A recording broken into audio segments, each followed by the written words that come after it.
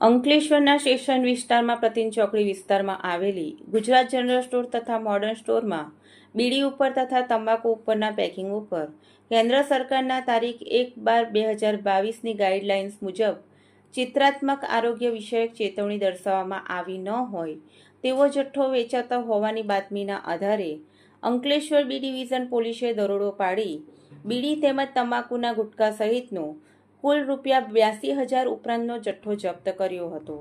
પોલીસે બંને દુકાનોના સંચાલકો તોફિક હનીફભાઈ બરફવાળા અને અકીબ હનીફ મેમણને અટકમાં લઈ કાયદેસરની કાર્યવાહી હાથ ધરી હતી। ઉલ્લેખનીય છે કે તમાકુ ઉપરના પેકિંગ ઉપર તમામ ઉત્પાદન પેકેજો ઉપર કેન્દ્ર સરકારના તારીખ 1/12/2022ની ગાઈડલાઇન્સ મુજબ ચિત્ર તેમજ તેના ઉપર ટોબેકો યુઝર્સ ડાઈ યંગર કિડ ટુડે કોલ મુજબનું દર્શાવેલ હોય છે તેવી તમાકુની આઇટમનું વેચાણ કરવાનું હોય છે।